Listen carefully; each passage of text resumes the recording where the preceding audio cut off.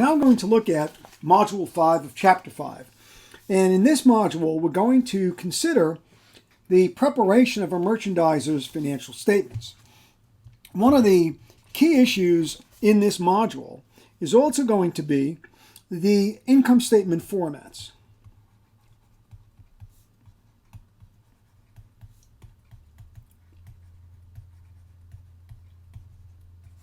So, just as there were balance sheet formats, classified and unclassified, there are also two formats for the income statement.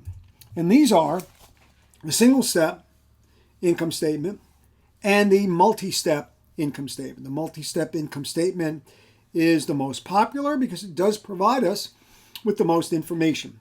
But quickly moving to the income statement on a single-step basis, it really groups all revenues into one category and all expenses in the single category of expenses and subtracts them to determine net income in a single step. Now, I should mention, of course, that regardless of the format that you use, net income has to be the same, and I'll repeat that in the conclusion. So in a single step illustration for Smart Touch, and again, these numbers are assumed. Once again, you have the name of the company, the statement for the year ended, net sales revenue, there's only one revenue here, and then we group all of our expenses. So all of these expenses are grouped, regardless of their function and regardless of their nature, operating and non-operating. So for example, you might have delivery expenses, and that's really a selling expense, while something like utilities could be administrative from the corporate headquarters. On the other hand, interest expense is non-operating, not part of your normal operations. So take your total revenues, your total expenses, and subtract them to get net income in a single step. Just two groupings, two categories, not classified, and it omits some key subtotals. So that when you look at this format, you'll realize that it is less informative. It provides less information. Therefore, as we said earlier, it is not useful. We were worried about the usefulness of the financial statements for financial statement users by not separating revenues and expenses by function, merchandising function, the selling function, the administrative function, and by not separating operating and non-operating items, it is not as useful as the multi-step. Key subtotals that we'd love to see here would be gross profit, operating profit, net income, of course. The functional classifications we'd like to see. What function is that expense? Is it supporting the selling function? Is that part of the corporate administration? Is it an operating item? Is it part of normal operations? Is it a gain on a building when you're not a real estate company? Way back in the earlier chapters, we mentioned that, I gave you the example. Apple is in the business of selling high-tech devices, but if it sells property at a gain, if they sell it for more than what they paid for the property, the land, that gain is non-operating and it's not part of their normal operations. So rather than having the single step, companies mostly opt to use the multi-step. The multi-step statement, although it has many various subtotals, shows two key items. One, it breaks out the cost of goods sold, subtracts it from net income to get the gross profit. And operating expenses are deducted from gross profit to determine net income. But we also have other key subtotals. Operating income is broken out separately, and that is important because there are non-operating items that we want to show separately. For example, revenues, of course, from normal operations, but you could have revenues that are not part of operations. For example, interest and dividends that are earned. You're not in the business. You're not if you're not a financial service company or you're not an investment type firm, then interest revenue or dividend revenues is not part of operations.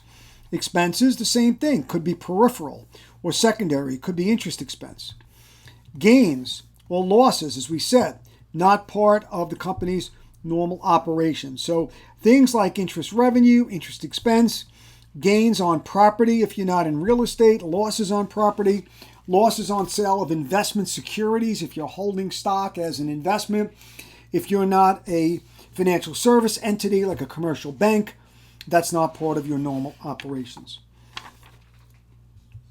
The non-operating sections are reported after income from operations. And again, we said that other revenues and expenses and gains and losses. Other revenues and gains would include interest income, dividend income. You'd also have gains on sale of property, gains on sale of investments. Other expenses would include interest expense and losses on sale of property, plant and equipment, or as I said before, investments. Now, the multi-step statement is also important because it breaks up the revenues and expenses, but particularly the expenses, by functional classification. Is this a selling expense, sometimes called merchandising?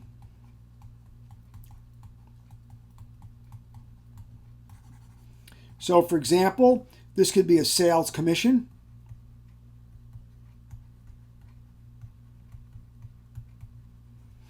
or delivery expense.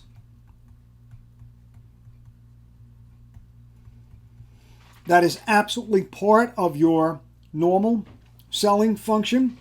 An administrative function, you could have corporate depreciation on the corporate building. You could also have administrative salaries.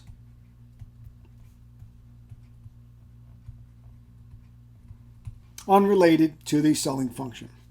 Now, a sample multi-step statement, we'll take it in pieces. The first piece, as you could see when we build the multi-step statement, the first piece or the first key subtotal is gross profit. Sales, subtracting from that the contra revenues, which would be, and again, just to repeat, these are contra revenue.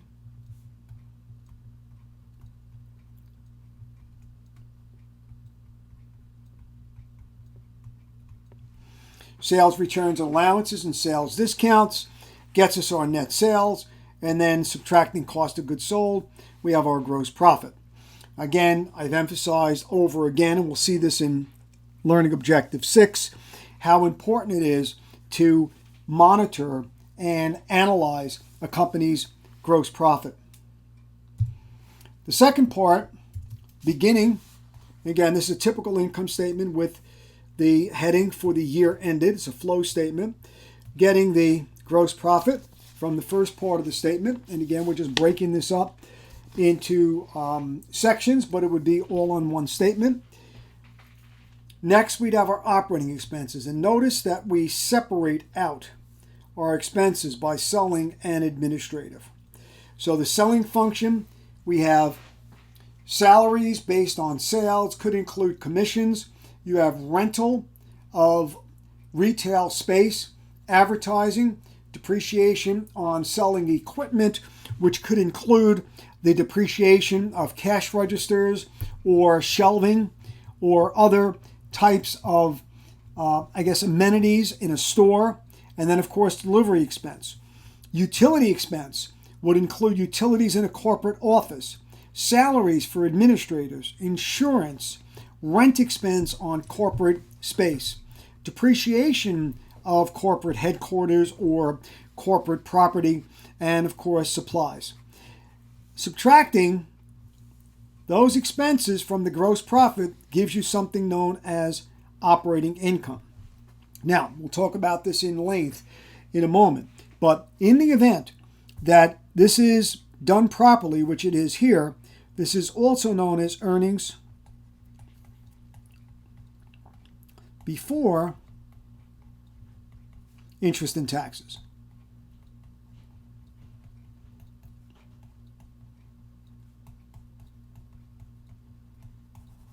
earnings before interest and taxes. And that would be your operating income, also known as, of course, abbreviating that, EBIT. Now, that's an important measure that we'll see in a moment. The continuation of the statement would now take us, getting EBIT from prior calculation. Now we subtract our other or peripheral, and we've got interest expense. Then we come up with net income. Now remember that net income is the same regardless of the method that we use. And as I mentioned, operating income is also known as EBIT. Now, why is earnings before interest and taxes so important? Well, there are three reasons, and it's a key measure of financial performance.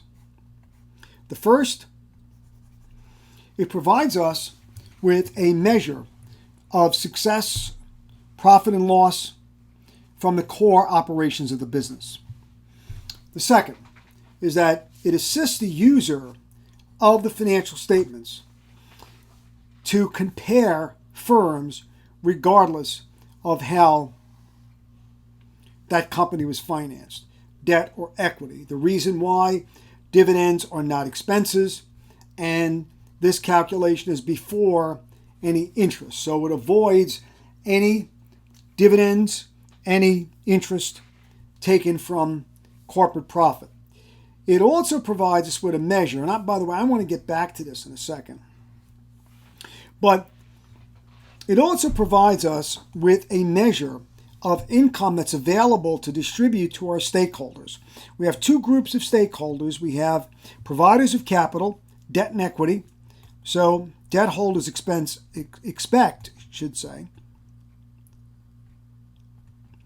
interest, and equity holders expect dividends. By having income before interest and taxes, and again, dividends are not expenses, it gives us an idea of how much income we have available to distribute to those stakeholders as well as the government through taxation.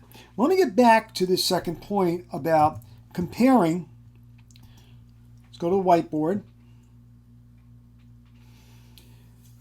Again, on the income statement, multi-step and single step, these subtotals and classifications are key that are omitted from the single step statement, making the multi-step much more useful. Again, just want to be sure we're clear that income is the same. But what I wanted to do here is on the multi-step, if we're looking at EBIT, let's just take an example of two companies, but maybe this will become much more understandable to you if we think of it as a student comparison. Let's say we have two students who just finished a business degree.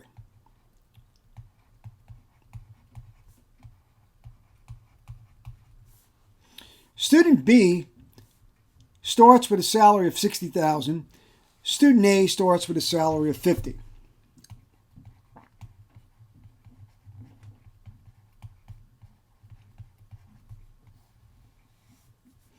Student B had significant college loans. Student A did not. Financed it internally or by internal funds. It appears that student A, if I just look at the bottom line income or the net income, it appears that student A is more successful. However, the question that I would have as an evaluator, let's say I'm an administrator at a university, is I want to see student performance in the corporate world. I want to determine what majors are being paid more and what companies are being offering higher salaries. By including the interest expense, I do not get a clean measure of what we would consider to be the operating income of these two individual students. If I ignore the interest expense, and if I take earnings before interest, I now get a better comparison. And that's exactly what we do with EBIT. We look at a company's operations regardless of how it's financed. Eventually, of course, I'm going to look at that interest. I mean, if I'm a commercial bank, I'm going to look at the interest and say, well, if student A now needs a car to get to his or her job, student B needs a car, and they both come to me for an auto loan, I'm going to have to consider the fact that student B has $20,000 of interest expense every year, or for the next 5 years, whatever it may be, maybe a couple of thousand per year, but whatever it is, that student has unpaid debt. So ultimately, we consider the debt the company has, the debt the individual has. But as a first pass, I want to understand the company's ability to generate income. So it's the same thing that's the case for the student is applicable to the organization. And finally, I thought you might find this summary to be very useful in that single step subtracts expenses from revenue in one step, groups them together, lots of information is lost. In the multi-step, you get a much better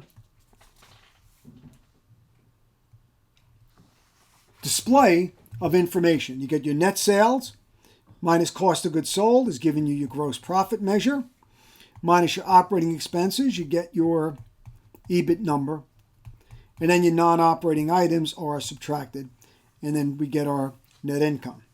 I also decided here to list other peripheral revenues and gains. So interest revenues from investments, dividend revenues from investments. Again, unless you are a financial institution, a bank or a commercial bank, insurance company, you're not in business predominantly to earn income from investments. Rent, subleasing, you're not in real estate, and gains on property, plant, and equipment. Other expenses and losses would include interest on loans, casualty losses, losses from sale or abandonment of property, plant, and equipment, and losses from strikes by employees and maybe suppliers. So again, these other revenues and expenses are broken out separately. And by the way, you should also note that these operating expenses provide us with a functional classification. Again, the functions could be the selling function or the administrative function. And that also helps us understand the company's operations better. And going back to the whiteboard, the last point, whether we use a multi-step or a single step, the key is that bottom line net income is going to be identical. Now, as I mentioned, the subclassifications here and subtotals, not only EBIT, but subtotals like gross profit,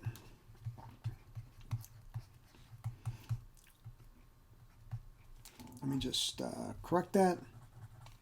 Gross profit are going to be critical in evaluating the company's performance, and we're going to see that in our next module or our next learning objective.